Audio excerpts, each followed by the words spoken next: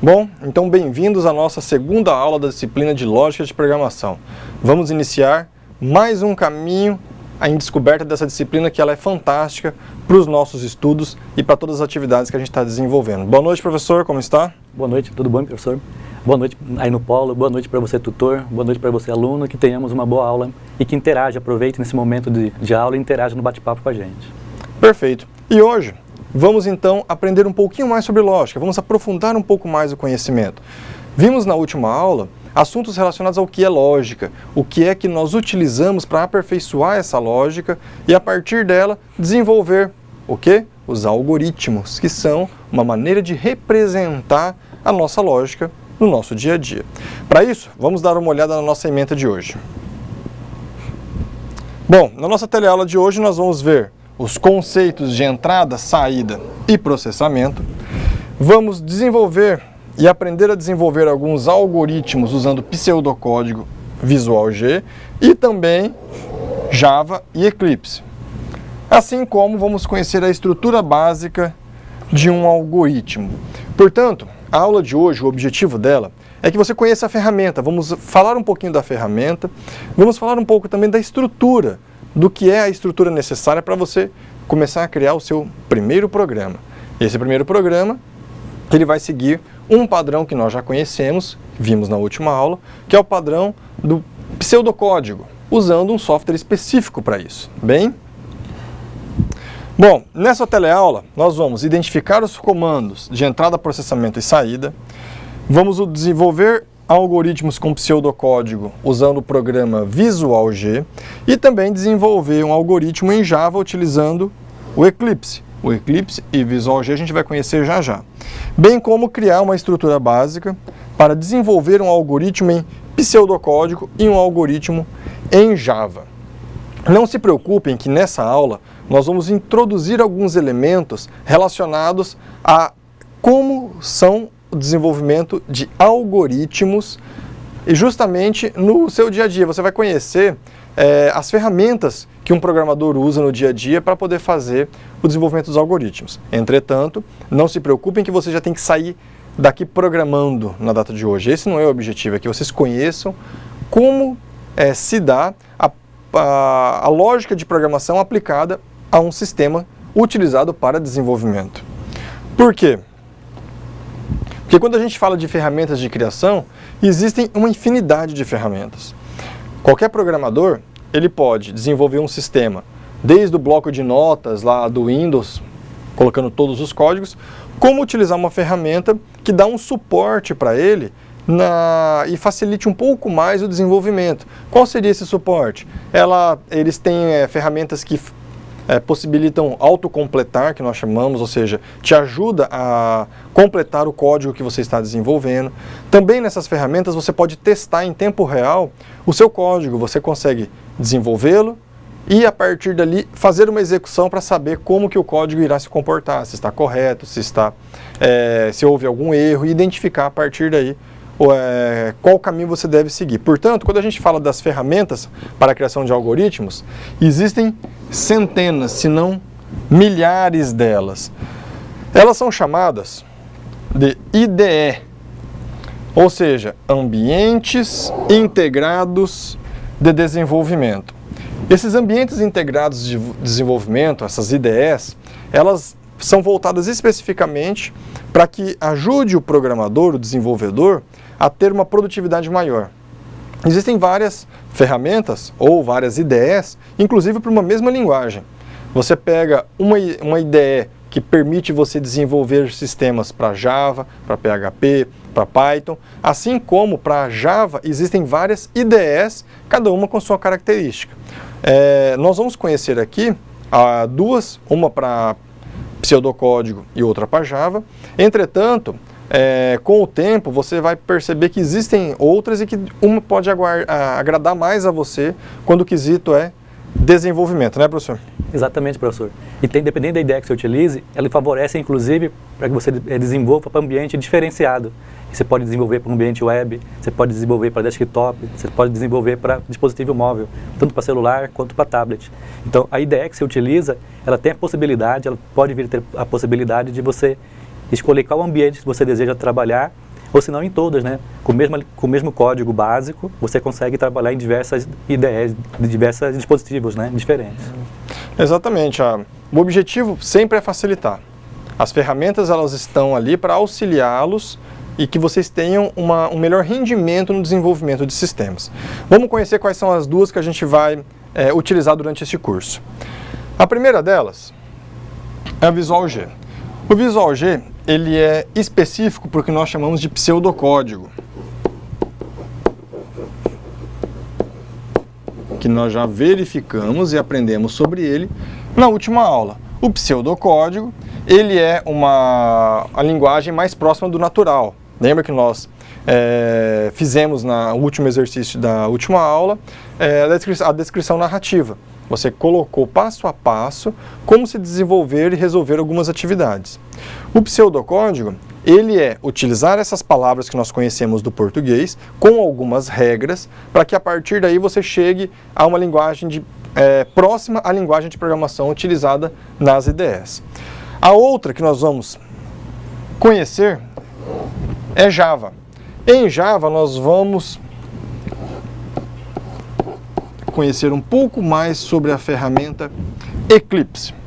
Java é uma linguagem de programação utilizada mundialmente e que nós chamamos de portável, ou seja, muitos dos códigos desenvolvidos em Java você consegue adaptá-los para dispositivos móveis, para Linux, Windows, enfim, para vários sistemas embarcados, para várias realidades, você consegue utilizar Java. Então, o objetivo da gente aprender também durante essa disciplina de lógica de programação, uma introdução a uma linguagem de programação como o Java, é auxiliar vocês no desenvolvimento e na escolha futura de qual linguagem vocês vão utilizar como uma linguagem para se profissionalizar, para que vocês busquem mais conhecimentos em relação àquela linguagem.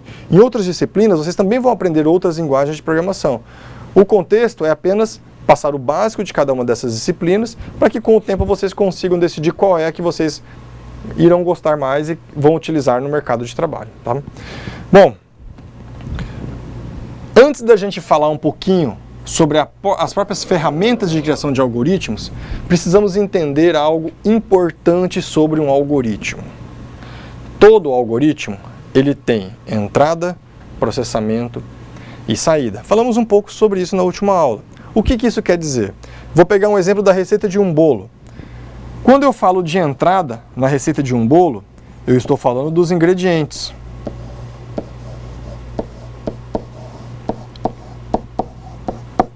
Quando eu tenho os ingredientes da receita de um bolo, eu tenho os dados de entrada. Eu vou conseguir justamente elencar quais são as necessidades que eu vou ter em relação a material, ovos, farinha, leite. Agora, a forma de preparo, a descrição de como é a forma de preparo, isso é o processamento. Então, o processamento é a forma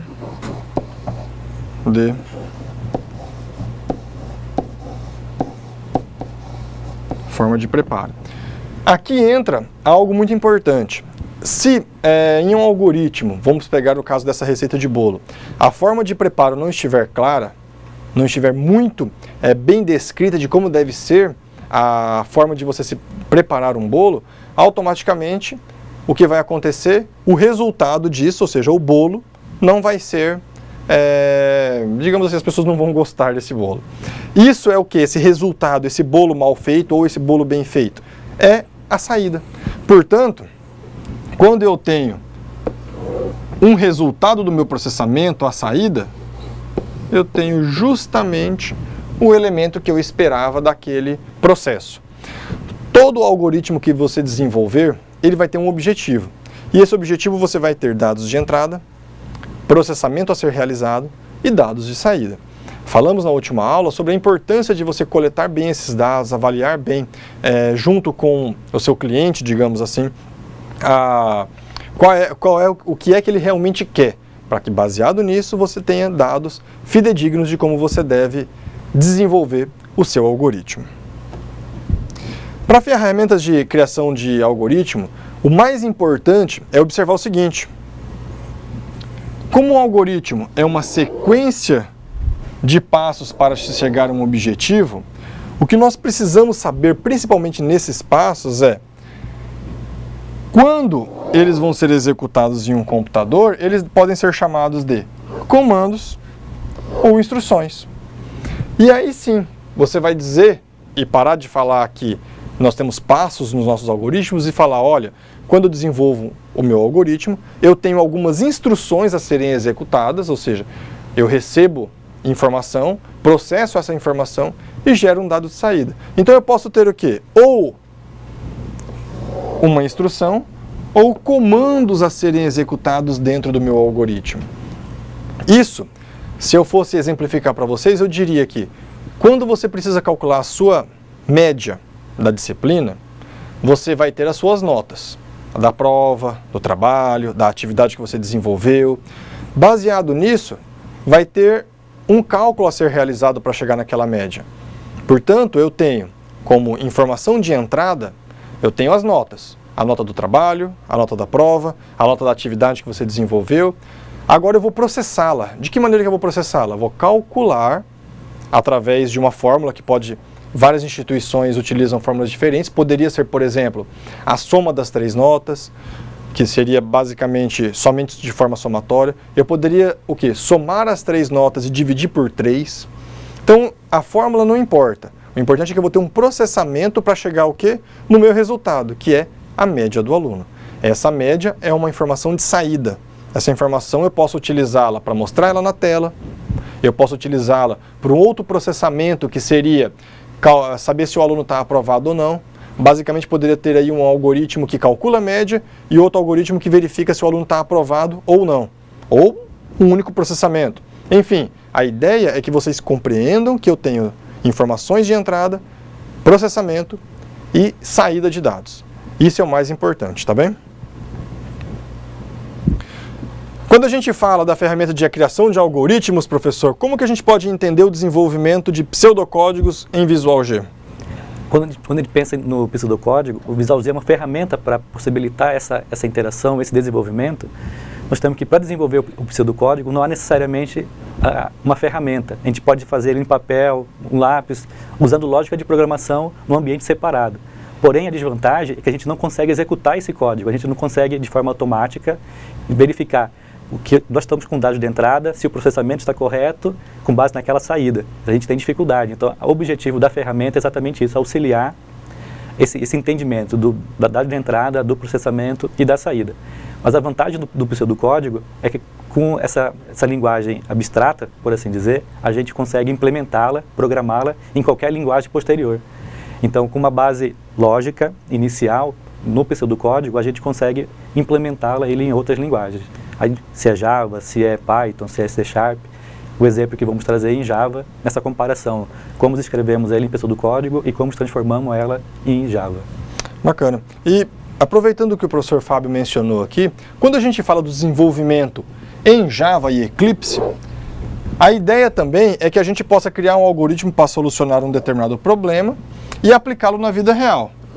A grande questão aqui, tanto para você desenvolver isso em Java, Eclipse ou em pseudocódigo, em Visual G, é que você possa testar. Quando você passa de 5 linhas, que você consegue observar ali os dados de entrada e saída, para um algoritmo de 50 linhas, você já torna o processo um pouco mais complicado de você fazer na cabeça, na mão, né? Você pode conseguir escrever um algoritmo, mas para que você possa testá-lo mais rapidamente, a IDE ajuda de forma significativa. E para isso, para que a gente falou muito aí do que é IDE, que existem algumas IDEs, que existem ferramentas de auxílio desenvolvimento, nós vamos passar um vídeo agora que demonstra para vocês como são essas ferramentas, para que vocês possam utilizá-las e depois que vocês possam acessar nosso ambiente virtual, baixar essas IDEs e lá também vocês vão encontrar vídeos que ensinam e a demonstração de como instalá-las nos computadores de vocês. Vamos conhecer? Olá você estudante, olá você tutor, estamos aqui agora com o nosso tutorial a respeito de como trabalhar com o Visual G e o Eclipse, certo? Lá no AVA vocês têm um tutorial que ensina como instalar esses programas, agora nós vamos operá-los, ou seja, nós vamos trabalhar sobre eles. Primeiro nós vamos começar com o Visual G, que é um pouco mais simples, um pouco mais tranquilo de trabalhar. Observem que na minha área de trabalho, de tanto eu instalar o Visual G por aqui, já apareceram três ícones, né? Então nós vamos trabalhar com esse aqui, certo? Olha só, gente, essa é a janela básica do Visual G, bacana? Aqui você pode ter acesso a todos os pontos que dizem respeito a como você operar, certo? O primeiro ponto é basicamente a barra de ferramentas, né? Ou seja, as opções que você vai ter quando você estiver operando o Visual G, bacana? O segundo ponto que nós temos é a sua área de trabalho, ou seja, o local onde você vai escrever os algoritmos em que você vai trabalhar, certo? Olha lá, área de trabalho. Terceiro ponto que cabe nós colocarmos aqui é o local onde ficam guardadas, ficam registradas as variáveis com as quais você trabalha ao longo de um programa. Então, todas essas colunas elas vão estar registrando os aspectos das variáveis que você vai estar trabalhando. E por fim, nós temos o local da execução dos programas, né? Aqui em que vai mostrar os programas que você vai criar com pseudocódigo, rodando, trabalhando da devida forma, beleza? Então nós vamos para fazer uma demonstração aqui para vocês, deixa eu inicialmente apagar aqui, nós vamos fazer uns 2 programinhas básicos só para você ter uma noção de como é que nós trabalhamos com o Visual G. Para trabalhar nós vamos criar um arquivo novo, né, como esse que foi meio que inutilizado. Bem, olha só, aqui nós temos o algoritmo, mostra as coisas básicas, alguns comentários a respeito dele, terceiro as variáveis que você vai utilizar e por fim o algoritmo propriamente dito, né, certo? Primeiro eu vou fazer um programinha básico, um programa que escreve a frase Olá Mundo. Então vou digitar aqui, escreva Olá Mundo. É um programinha clássico que nós utilizamos na informática, né, de teste, e eu vou feito ele aqui, eu vou mandar executar ele. Para executar nós apertamos o botão, a tecla F9 no teclado. Olha aí ele executando, olha aqui no prompt de comando do Windows, Olá Mundo, e fim da execução, fecha essa janela para retornar ao Visual G. Fechei, olha aqui ele executando, início da execução, Olá Mundo e fim da execução. Vamos fazer um trabalho rápido aqui utilizando variáveis. Eu vou criar uma variável chamada nome e vou definir ela como caractere, beleza? E olha aqui, ao invés de escrever Olá Mundo, eu vou escrever o seguinte: qual o seu nome? Beleza? E eu vou mandar ela ler esta variável. O que você vai escrever no seu console, ela vai ler e vai jogar esse valor na variável nome. Depois disso ele vai escreva olá, mais nome, mais ponto de exclamação. Vamos ver o que vai aparecer. Vamos lá, F9, olha aí, ó, qual o seu nome? Eu digito Alisson, e aqui, olá Alisson, fim da execução, fecha essa janela para voltar ao Visual G. E olha aqui ele executando aqui no console, início da execução, qual o seu nome? Eu dei o meu nome aqui, olá Alisson, e conclui a execução. Observa um detalhe. Olha aqui nas variáveis, no local das variáveis, nós temos uma variável global, ou seja, uma variável que vai operar em todo o algoritmo, o nome dela, conforme que eu dei aqui, o tipo de variável, conforme que eu dei aqui, caractere, e o valor que está agora armazenado nesta variável, que é o nome Alisson, que foi o que eu acabei de dar para o meu programa, né? O programa perguntou meu nome, eu dei meu nome e está aí executado, beleza? Então, olha, vocês observam que é bem simples, bem tranquilo de se trabalhar com o Visual G, beleza? Então, nós encerramos aqui o Visual G e agora nós vamos para o Eclipse. Fechei aqui, Olha lá, primeira coisa eu vou acessar o Eclipse lá na minha pasta, C2 pontos, Eclipse, Eclipse, Eclipse e Eclipse. É tanto Eclipse aqui que daqui a pouco a gente vai ficar tudo escuro, né? Olha lá. Ao invés de eu ficar fazendo todo esse trabalho, eu posso muito bem criar um atalho para ela na área de trabalho. Olha só, eu crio um atalho aqui, rapidamente. Olha aqui o atalho aqui. E depois o atalho criado. A gente vai lá, espera um pouquinho, cria nosso workspace. Espera mais um pouquinho enquanto ele carrega as bibliotecas. Olha lá, olha lá. Beleza, olha aqui, ele está até com programa já criado, mas nós não vamos trabalhar nesse cara aqui. Para a gente poder ter uma base, mostrar como é que funcionam as coisas, eu vou dar alguns aspectos básicos aqui para vocês. Quero que vocês observem, antes de qualquer coisa, algumas questões. Primeiro, observem a área de trabalho, tal como nós tínhamos lá no Visual G. Vamos abrir o Visual G rapidamente só para a gente comparar. Olha aqui, ó, a área de trabalho. Opa, olha aqui. Segundo ponto, console, que a gente vai mostrar um pouquinho melhor depois, quando estiver executando os programas.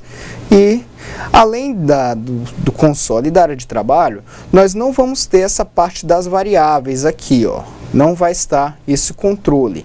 Mas, em compensação, nós temos um explorador de arquivos, porque no Eclipse nós trabalhamos com o conceito de projeto.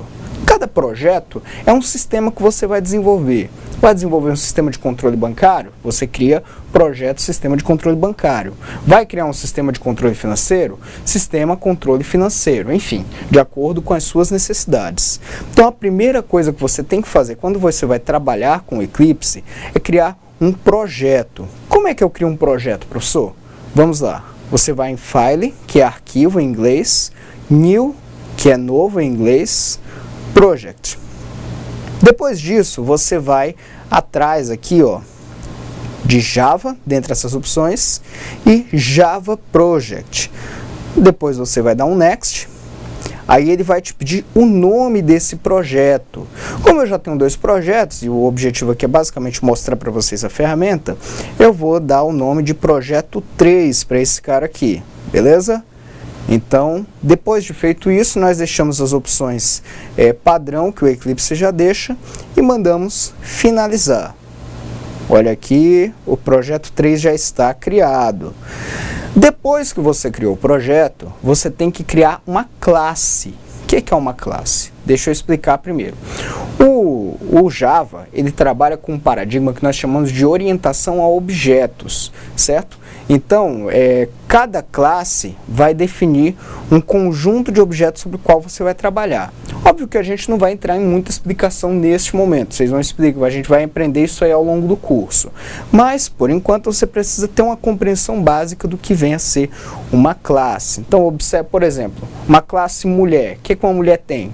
Normalmente traços mais delicados que os homens, cabelos mais longos, óbvio que isso aí é só um estereótipo, só para a gente compreender mais fácil, mas olha aí. Beleza, como nós criamos uma classe? Vamos lá em File, novamente, New, e aqui nós temos, dentre essas opções, a opção Class. Class é classe em inglês. E aí eu crio, olha aí. Primeira coisa que eu tenho que definir é a qual projeto esta classe vai estar vinculada. Observem só, eu tenho 3 projetos. E aqui já define assim, ele já me dá uma sugestão, porque como eu já estou trabalhando com o projeto 3, ele vai me dar a sugestão de trabalhar com o projeto 3. Mas vamos dar uma procurada, vamos fazer um browse aqui, procurada dentro dos projetos, para a gente observar. Observa só, você tem projeto 1, projeto 2 e projeto 3. Quando você cria uma classe, você tem que salvar elas dentro do diretório SRC de cada projeto. O que o SRC significa? Source. Source significa origem. Bacana?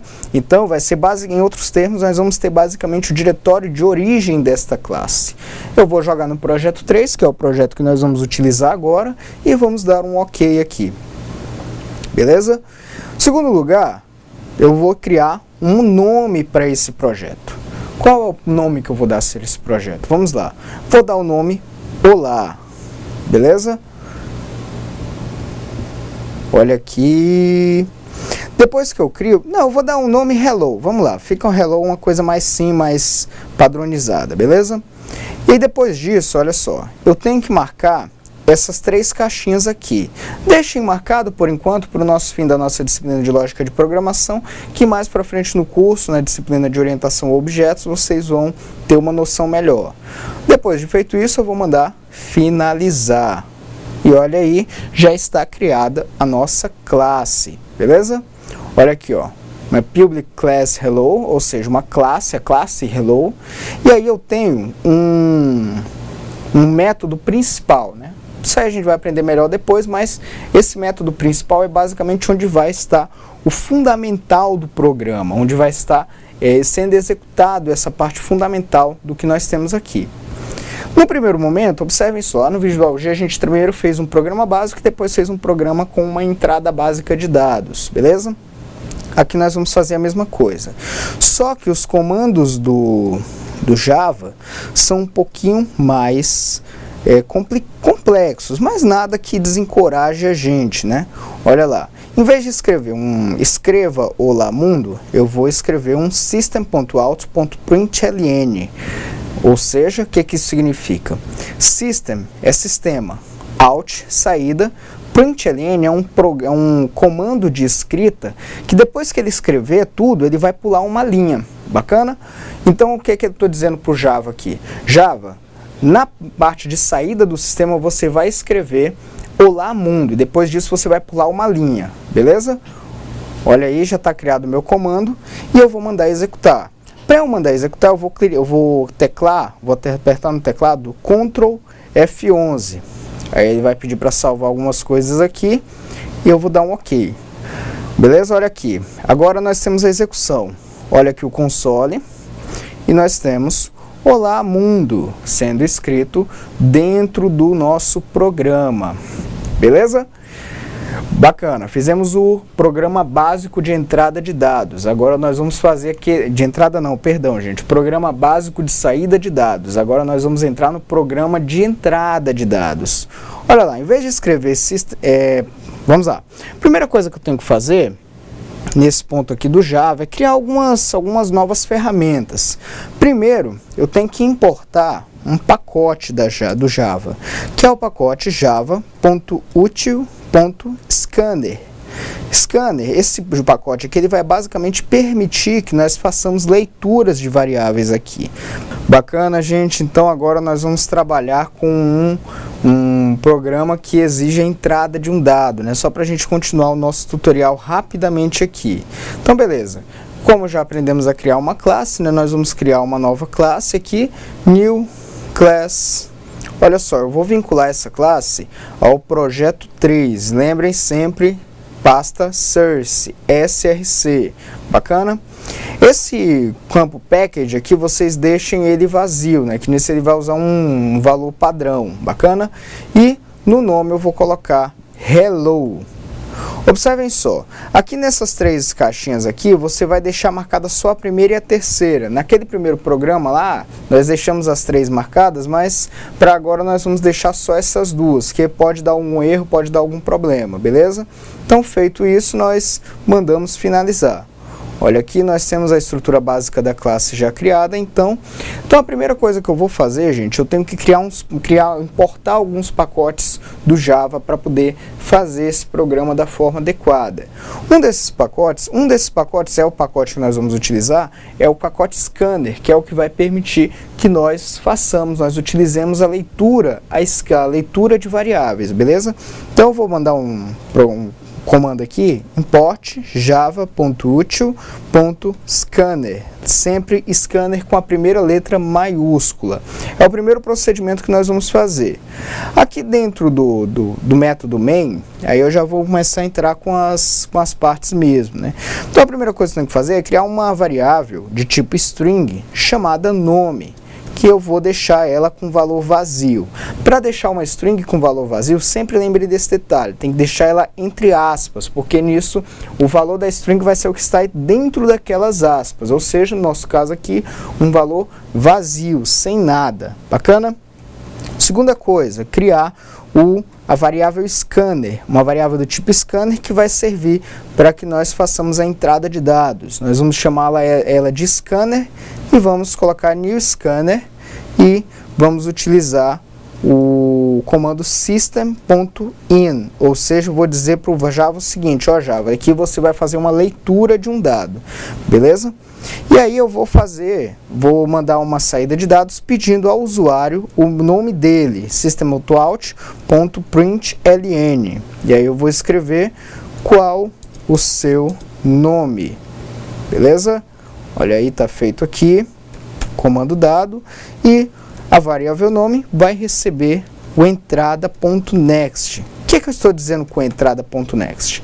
Basicamente o seguinte, ó, o valor dessa variável aqui, nome, vai ser o próximo valor a ser armazenado dentro da variável scanner, certo?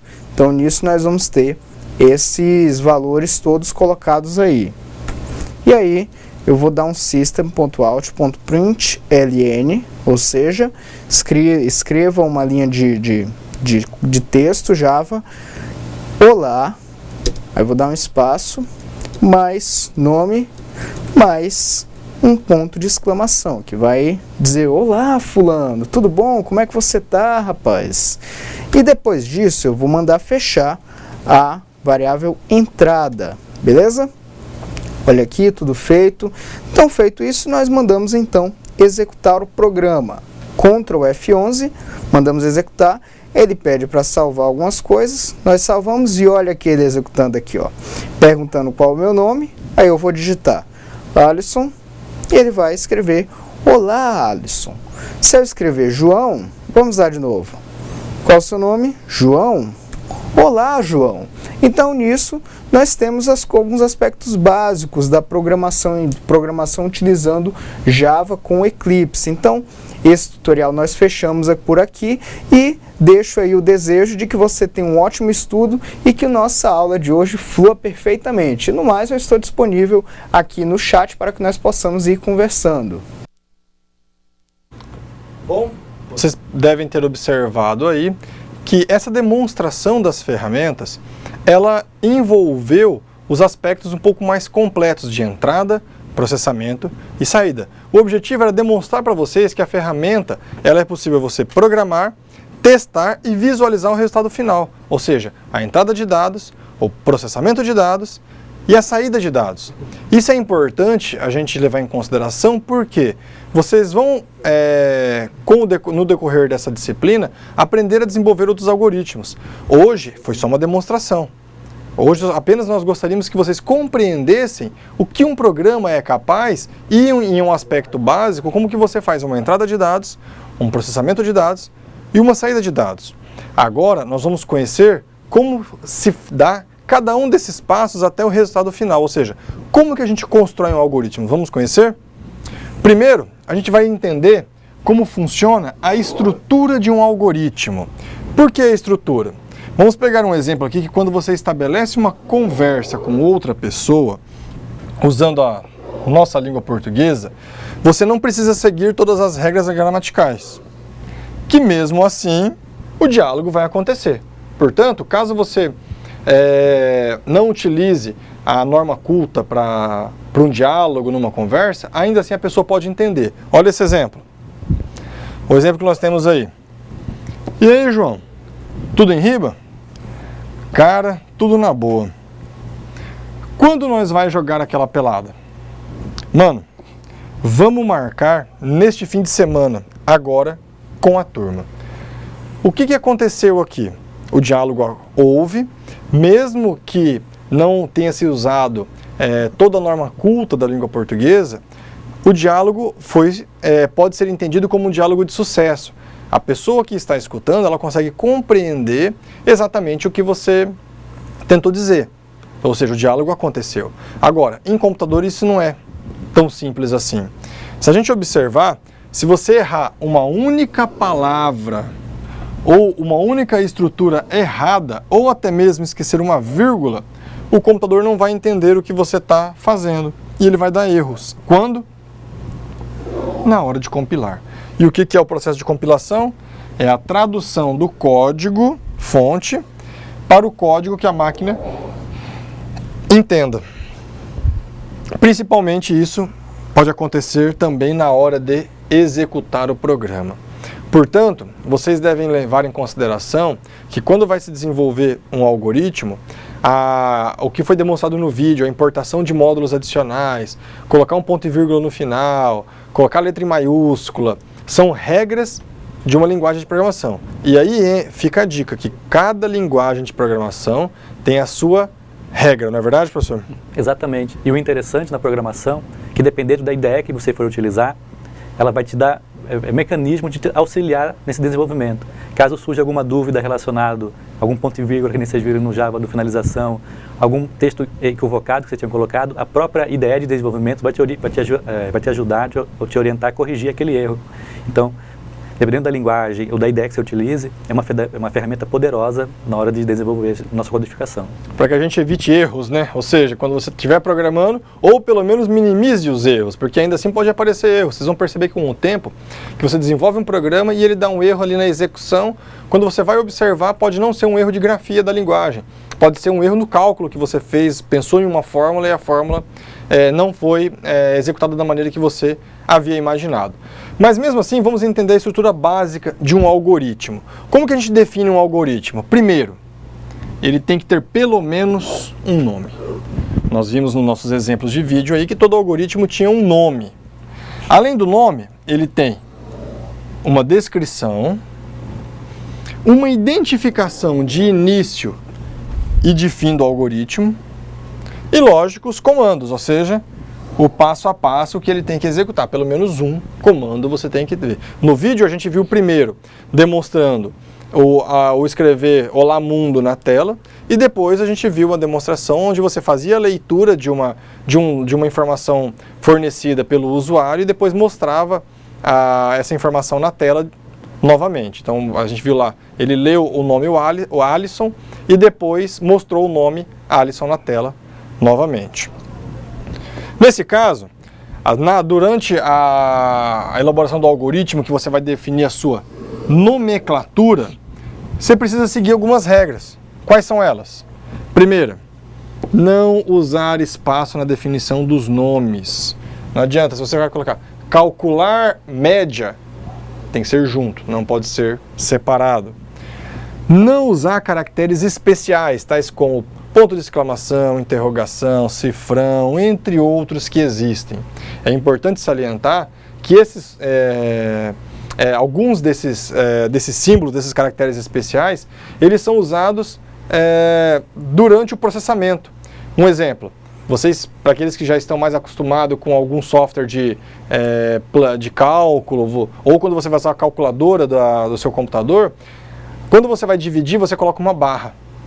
Ou seja, você não coloca o símbolo de dividir. Então você usa muito isso no processamento, portanto você não pode usar esses caracteres especiais. Usar apenas letras e números. Não iniciar o nome com um número.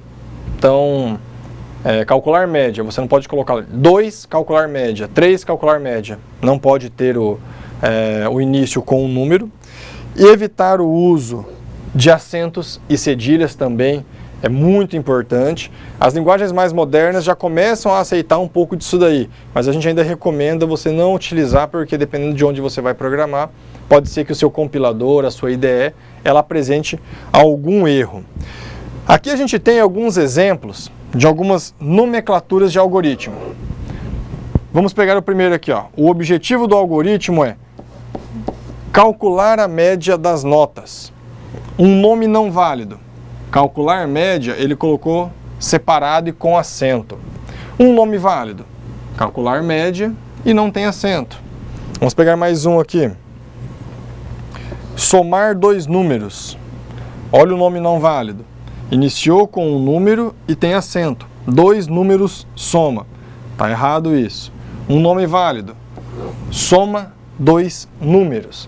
Portanto, aqui a gente começa a observar, não é tão difícil, basta você se atentar a essas pequenas regras. A linguagem de programação, como nós mencionamos na primeira aula, ela possui regras. E o pseudocódigo, que é mesmo que perto de uma linguagem natural, ela também está muito próxima de uma linguagem de programação. Portanto, ela também tem essas regras que você deve levar em consideração.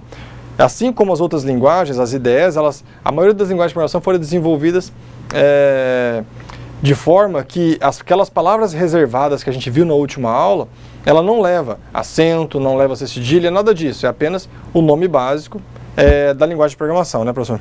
Exatamente. E o que podemos observar nos exemplos é que o objetivo, que o nome do nosso método ou do algoritmo, ele está diretamente relacionado com o objetivo.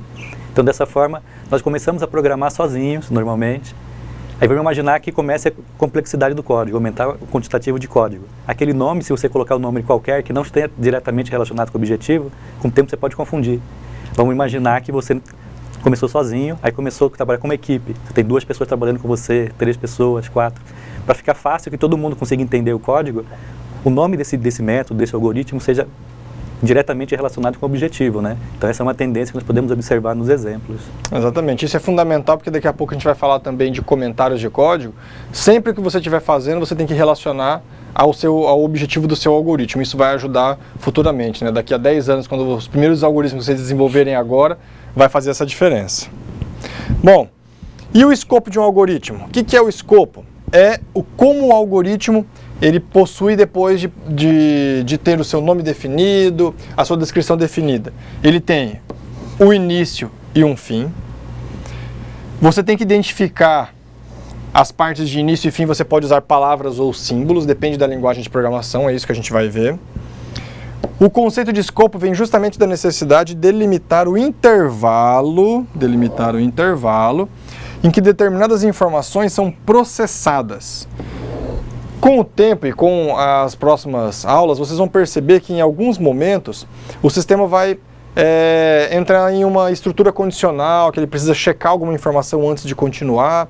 E esse delimitador, o escopo, vai ajudar nesse aspecto. Às vezes você separa um trecho de código, alguns comandos, que ele só vai executar caso ele atenda a um requisito. Portanto, o escopo ajuda nesse aspecto.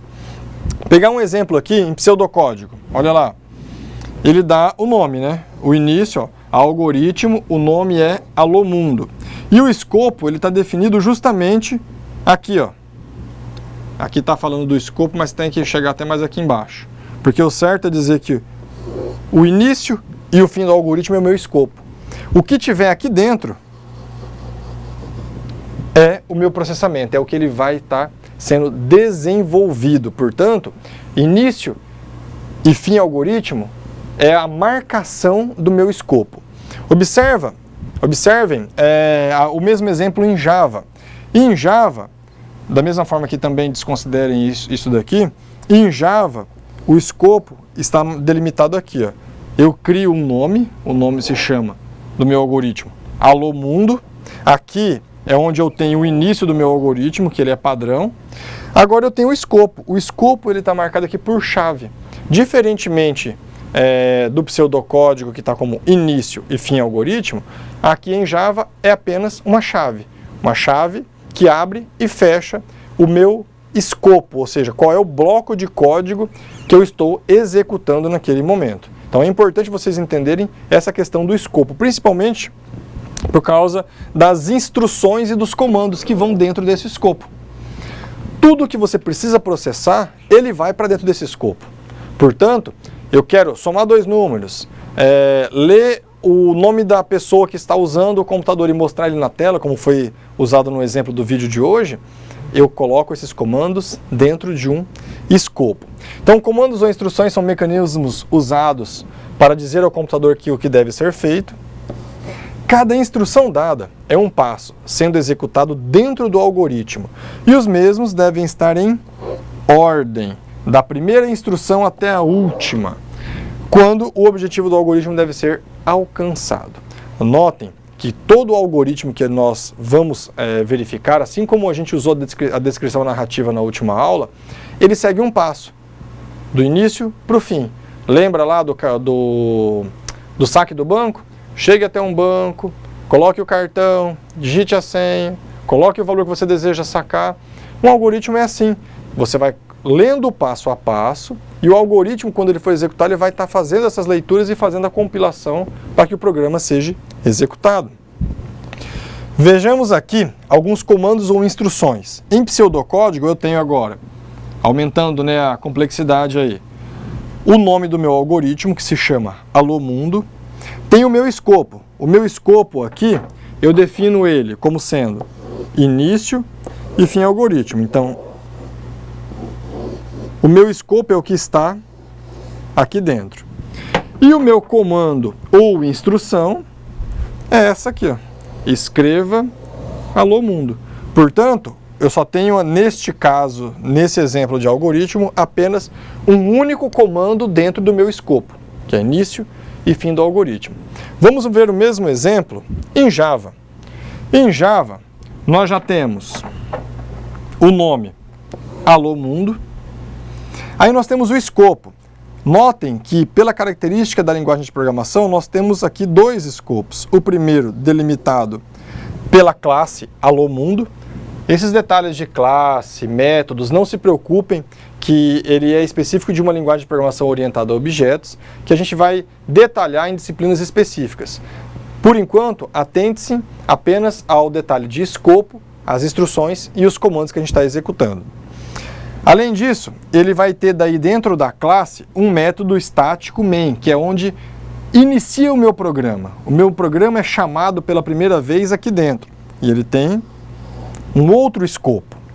E dentro deste escopo, eu tenho uma instrução, que é mostrar na tela o texto Alô Mundo. Lembrando que neste caso específico de Java, a gente tem uma característica diferente, né, que é a classe e o método, porque Java é uma linguagem orientada a objetos. Ela tem algumas características diferentes do pseudocódigo, que tem início e fim, ok? Bom, dentro de qualquer linguagem de programação, nós temos o que nós chamamos de indentação. O que é a indentação? Notem todo este código aqui. A indentação é o espaço que você dá dentro do seu escopo para delimitar o bloco de códigos. Isso ajuda no quê? Ajuda no entendimento e na visualização e leitura do código. Como eu já tenho o meu escopo definido como sendo uma chave, eu poderia colocar tudo junto? Poderia. Ele simplesmente iria executar o código de forma normal. Agora, quando você usa a indentação, você consegue, por exemplo, perceber que você não fechou um escopo, ou seja, você não fechou a chave. E aí pode dar um erro no seu programa. Existem linguagens de programação como Python que inclusive exige que todo o código seja desenvolvido de forma identada. Se não for identado, ele vai apresentar um erro de execução, tá bem? E nós temos os comentários. Como o professor Fábio já mencionou anteriormente, os comentários, eles são o quê? Eles são o que faz com que o seu código depois possa ser lido por outras pessoas. Quando você está desenvolvendo sozinho, tranquilo, né? Você vai saber o que você fez. E quando você precisar mandar esse seu código para um amigo, ou você começa a desenvolver tanto que você precisa trazer outra pessoa para te ajudar a desenvolver, aí, se não tiver um comentário, você está enrolado. Por quê? O comentário, ele justamente ajuda você a resolver outro problema. Imagina que você tenha desenvolvido um algoritmo bem complexo há um ano e por acaso você precisa usá-lo para desenvolver outro programa. Neste caso, o comentário, ele vai ter alguns objetivos, né, professor? Quais são eles? Exatamente. A gente, como primeiro marcado ali, identificar o responsável e data de criação daquele código, que é muito importante que nós tenhamos uma sequência de codificação, porque nós teremos versões novas, então nós conseguimos identificar lá no início até quantas mudanças houveram em relação a esse código. Nós vamos identificar todas as alterações feitas no código, seus responsáveis e data de alteração, porque nós lembramos que nós normalmente começamos a codificar sozinho. Trabalhando em equipe, começamos a ter outras pessoas desenvolvendo, elas precisam entender aquele código. Identificar o objetivo daquele código, explicar de maneira mais fácil a lógica do seu algoritmo, entre muitos fatores, inclusive para a documentação profissional do seu código-fonte, através de marcadores específicos. No código de exemplo, podemos perceber que nós temos alguns delimitadores, e nesse sentido eles vão ajudar a gente a entender o código. Ali nós temos qual a função, qual que é o autor, qual que é a data, qual que é a sequência de declarações e qual que é a funcionalidade, o objetivo daquele método.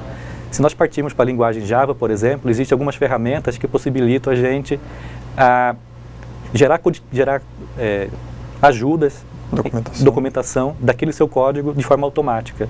Então, é uma maneira extremamente simples ou colaborativa de se desenvolver o código, né?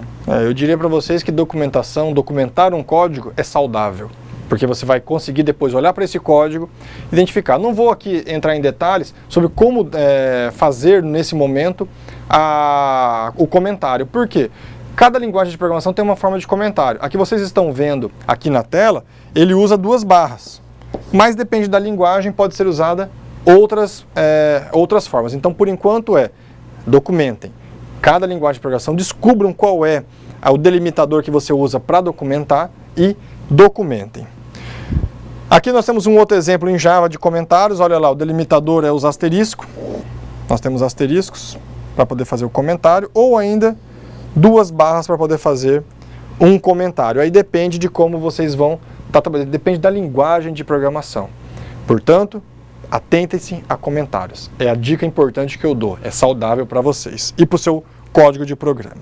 Portanto, para hoje, nós temos uma atividade de sala que vai ajudar vocês, primeiro, a desenvolver um algoritmo. Vocês já vão fazer o seu primeiro algoritmo em pseudocódigo, e também vocês vão fazer uma outra atividade que é a análise de quais são as nomenclaturas possíveis para ser dada a um algoritmo, quais são as regras para que você possa estar fazendo isso. Eu espero que vocês sentem com os colegas, desenvolvam as atividades, testem e escrevam realmente o código, porque isso é muito importante para que vocês comecem a praticar. A gente volta daqui a pouco e até logo.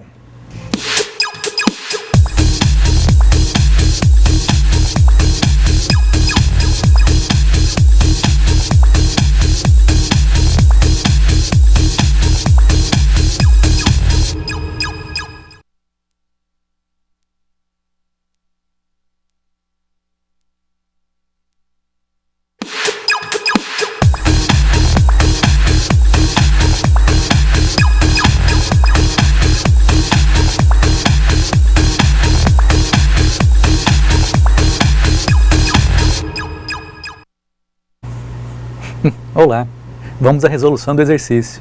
Nesses 2 exercícios nós temos o exemplo clássico do que nós vimos na aula, no decorrer da aula, estava relacionado à parte de entrada, de processamento de informação e saída. Um detalhe importante que nós comentamos no decorrer da aula é que a parte de processamento, que é aquela que tem a regra de execução, que seria, que no caso da parte narrativa, seria o passo a passo da execução das atividades, e nesse momento, já com o pseudocódigo, seriam as instruções e os comandos, nós temos algumas respostas interessantes que recebemos para o primeiro exercício. Por exemplo, nós temos 2 respostas que vou selecionar, que é do Guajará-Mirim e de Colorado do Oeste. De Guajará-Mirim, qual que é a resposta para a primeira?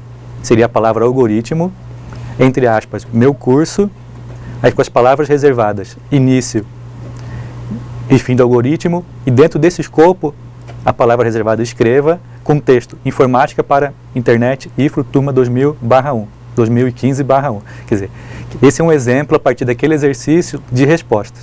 Já temos, por outro lado, lá em Colorado, uma resposta um pouco mais completa, que indica que a partir do mesmo conjunto de entradas nós temos processamentos diferentes. Qual que seria a resposta?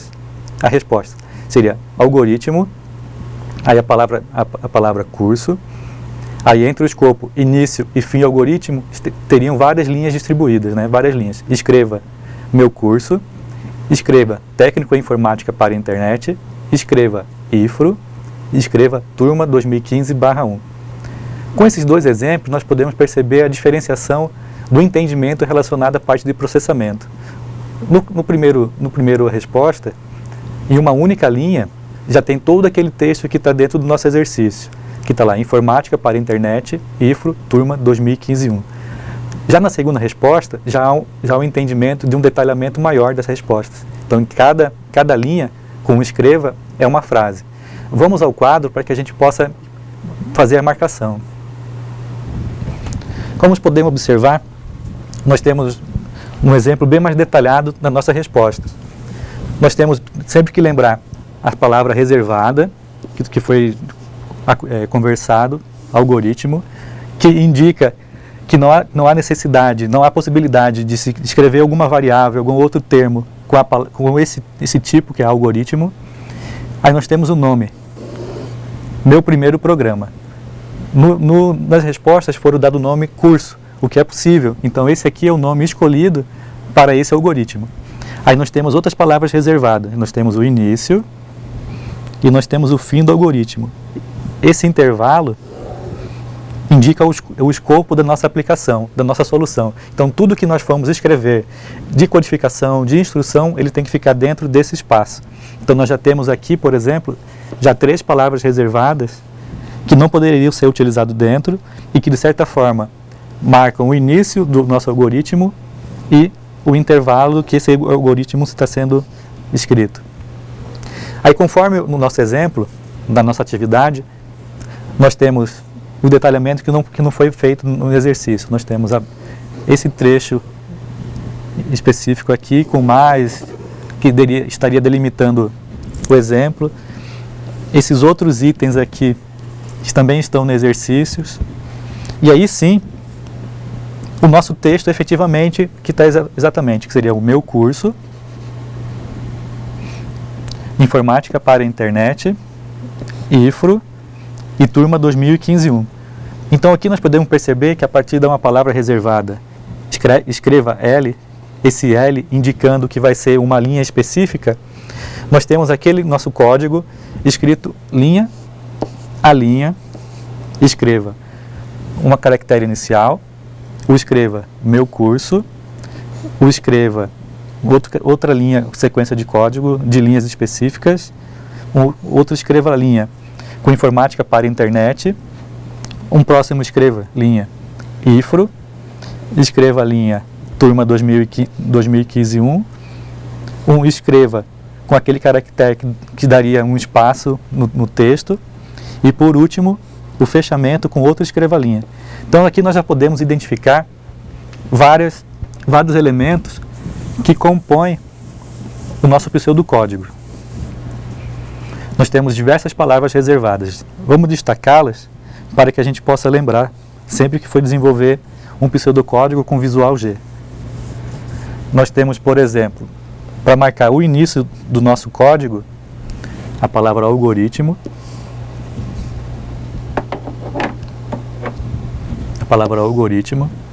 nós temos a palavra início e fim algoritmo, delimitando qual que é o espaço do nosso código. E nós temos a efetiva escrita na tela, que seria o escreva L. Então só nesse pequeno trecho nós temos 3 palavras reservadas com funções específicas, com a possibilidade de que a gente possa escrever o nome do nosso algoritmo da forma que quisermos. No nosso exemplo é meu primeiro programa, no caso das respostas que foram dadas pelos polos é curso, e a partir daí a gente pode escrever linha a linha o nosso resultado. Então, com isso nós conseguimos entender que a partir do mesmo conjunto de entrada, que lá no nosso exercício tinha um texto específico, que esse texto específico ele era o caractere, o meu curso, Informática para a Internet, IFRO, turma 2015. Não sei se vocês recordam, no material anteriormente, nós vimos que há possibilidade de adicionar algumas variáveis. Vamos imaginar que nós queremos, além da turma 2015 que seja fixa, a gente possa pegar na tela qualquer outra informação. Por exemplo, a próxima turma que vai ingressar 16 e 15 2, 16 e 15 1, 16 e 15 2 também possa utilizar a mesma ferramenta, o mesmo programinha, o mesmo pseudocódigo. Então nós poderíamos declarar uma variável. Essa declaração de variável, ele ficaria dentro desse escopo. Nós poderíamos declarar um var t literal. Esse termo literal, ele indica que seria um texto que nós iríamos utilizar na variável. Antes da finalização do código, ainda dentro do escopo, nós poderíamos adicionar aqui uma outra palavra reservada, que é lê aquela variável t. A partir desse momento que a gente lê essa variável t, é a possibilidade que quem está utilizando a ferramenta possa digitar um valor, que aí sim, turma 2015-2, turma 2016-1. Aí, mais embaixo, antes ainda da finalização do fechamento do nosso algoritmo, para apresentar na tela, nós iríamos escrever mais uma linha. Escreva L com a variável T dentro. Então, a partir desse mesmo código, desse mesmo exemplo, nós vimos que a partir do entendimento da forma de processamento, a completude do nosso código, ele pode variar. No primeira resposta, como escreva a linha em apenas, em todo esse texto em apenas uma linha. Já no segundo exemplo, em que foi passado por Ji-Paraná, além do escreva a linha, ele já diferenciava por cada palavra, cada texto do exercício numa linha específica. Então, nesse sentido, nós já podemos entender que aquele entendimento de entrada, processamento e saída, o processamento ele é variável. E nós temos que ter a noção se a saída que nós tivemos é realmente a que foi esperada, né? Então, nós temos a possibilidade de fazer essa comparação. Quando nós partimos para o segundo exercício, nós temos uma lista de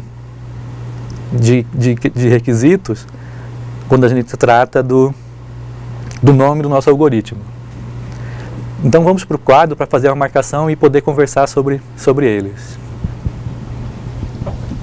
Então vamos ler a alternativa.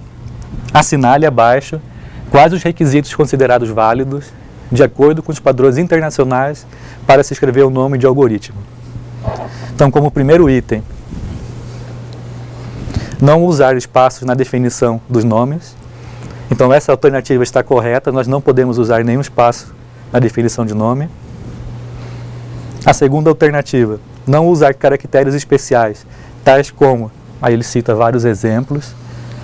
Nesse caso, não é permitido utilizar nenhum tipo de caractere especial.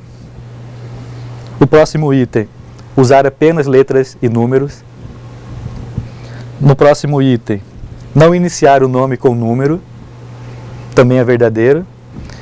E por último, evitar o uso de acentos e cedilhas. Então, já parabenizando os polos de Colorado e de Ji-Paraná que responderam que todas as alternativas são verdadeiras. Dessa forma, são esses elementos que nós precisamos ter cuidado na hora de desenvolver o nosso algoritmo. Se nós voltarmos aqui, no nosso algoritmo anterior, nós poderemos já identificar isso. O nosso algoritmo, ele não inicia com número. Se tivéssemos o número 1, ele estaria errado. O nosso algoritmo, ele não tem nenhum caractere especial. Por exemplo, se colocássemos uma exclamação aqui no final, ele também ficaria errado. O nosso algoritmo, ele não tem nenhum tipo de acento. Se nós colocássemos um acento em qualquer parte, mesmo que de forma errada aqui, por exemplo, ele também estaria errado. Então são essas características que toda vez que nós vamos desenvolver um código, um pseudocódigo, nós precisamos ficar atentos. Então essas são as respostas das nossas atividades de hoje. Nós precisamos prestar atenção na sequência de instruções que desejamos escrever. No nosso exemplo do exercício, ele desenha para você linha a linha do que seria como resultado final. E nessa fase como resultado final, ele estaria a primeira linha com a sequência de traçado, na segunda linha com a palavra meu curso, na terceira linha com uma sequência de caracteres também, uma quarta linha com a palavra informática para a internet, uma linha sequência IFRO, depois turma 2015-1, aí uma linha em branco com a sequência da barra inicial, da barra final, e por último aquela linha fechando o nosso texto. Então dessa forma nós entendemos que é possível sim, no nosso desenvolvimento, quanto mais detalhado nós estivermos escrevendo nosso pseudocódigo, melhor será a solução e de certa forma vai atender ao que está sendo desejado. E no exercício seguinte, que foi no exercício 2, nós vimos algumas características que indicam quais são as condições para que nós possamos escrever o nosso nome de algoritmo. E nós vimos ali que o nosso algoritmo do exemplo 1, ele efetivamente ele estava correto. Ele não possuía nenhum caractere especial, ele não possuía nenhum número no início, ele só utilizava a letra, ele podia utilizar número no final, por exemplo, ele não tinha nenhum tipo de acento e não tinha nenhum tipo de espaço entre as palavras. Era meu primeiro programa, tudo junto, sem nenhum tipo de espaço. Então essas características, esses elementos que indicam que ele está correto. Então parabéns ao campus de Colorado e de Ji-Paraná, que informaram que os alunos, resolvendo exercício, identificaram que todas as alternativas eram corretas, exatamente. Todas as alternativas eram corretas. No nosso primeiro exemplo, nós podemos ainda fazer uma variação dele. Nós temos lá os textos fixos, né, turma de 2015-1. Nós podemos, a partir daquele mesmo código, adicionar uma variável, que seria aquela de perguntar para o usuário qual que é a turma que ele frequenta. Então nós poderíamos ler aquela variável e depois escrever na tela. Então, turma de 2016-2, 2016-2, 2015-2. E um ponto importante que não está no código, acho que nós podemos ir para a tela agora para a gente citar esse exemplo, que nós temos no nosso pseudocódigo, que não temos aqui presente, mas que sempre é importante que a gente adicione, que são os comentários. Sempre antes do início do algoritmo, nós precisamos adicionar esse comentário. Qual que é a característica desse comentário? Esse comentário, ele pode ser qual que foi a data de criação desse algoritmo, qual que é o nome do autor desse algoritmo, qual que é a função desse método. Porque como a gente tem diversos códigos, esses códigos eles podem ser diferenciados. Então há a necessidade de nós indicarmos qual que é o objetivo do código. Então lá a gente diz exatamente para que nós estamos desenvolvendo aquele código. E de certa forma, ajudar no aprimoramento, no desenvolvimento. Atualmente, a gente trabalha normalmente sozinho, sem nenhuma parceria. A partir do momento que nós estamos trabalhando em algumas empresas e nosso código vai evoluindo, a gente tem a tendência de trabalhar com outras pessoas. E nesse sentido, há necessidade de uma documentação completa. Quanto melhor a documentação a gente tiver relacionado, principalmente a parte de comentários, maior será a facilidade que os nossos parceiros, nossas equipes terão como fazer aquelas alterações. Por exemplo, nós tivemos dois exemplos, o Visual G e o Eclipse. No Visual G, nós temos o comentário no pseudocódigo e no Eclipse tivemos o comentário em Java. O Eclipse ou a linguagem Java, ela tem algumas ferramentas que permitem a automação de documentação. O que isso significa? Se nós comentarmos o nosso código de forma correta, de acordo com algumas características, alguns parâmetros, esse código pode automaticamente virar uma documentação HTML. Então nós temos o nosso código desenvolvido já no decorrer da nossa codificação e no futuro, a partir de uma aplicação em Java e no Eclipse, nós podemos extrair aqueles comentários e gerar o nosso código, a nossa documentação, o que de certa forma vai agilizar o processo de desenvolvimento, o processo de modificação e de alteração. Um dos pontos que nós podemos destacar também é a diferença entre o nosso algoritmo em pseudocódigo e aquele exemplo em Java. Nós podemos ver que no pseudocódigo o exemplo é simples, escreva a linha, início algoritmo, fim algoritmo. Nós temos algumas palavras reservadas que são fáceis de entendimento, de serem lembradas e que facilitam a nossa codificação. Já em Java, como nós podemos observar no decorrer da aula, ele é um pouco diferente. Nós temos alguns aspectos relacionados a pacotes, nós temos alguns aspectos relacionados a classes, a visibilidade, aquele public class, aí sim o nosso nome da classe. O nosso escopo ele é definido não pelas palavras início e fim algoritmo, mas através de chaves. As chaves eles delimitam o nosso código, indicando que é ali que é o nosso escopo, ali que é o ambiente que nós vamos desenvolver as nossas instruções e os nossos comandos. Então, quando nós estamos desenvolvendo, nesse momento inicial, o interessante é que nós começamos pelo pseudocódigo. Esse pseudocódigo, como vocês fizeram a atividade hoje, ele pode ser feito em papel, manualmente, com papel e caneta. Então, dessa forma, você consegue você vai ter aumentar sua capacidade de processamento, de entendimento da codificação, daquela sequência, de como converter a nossa narrativa descritiva, que é o passo 1, passo 2, passo 3, passo 4, para o intermediário, que é o nosso diagrama de fluxo. Com o nosso diagrama de fluxo, nós vamos conseguir enxergar a nossa parte de entrada, processamento e saída. Com o entendimento desse fluxo, nós podemos chegar no nosso resultado final, ou intermediário em relação à codificação, que é o nosso pseudocódigo.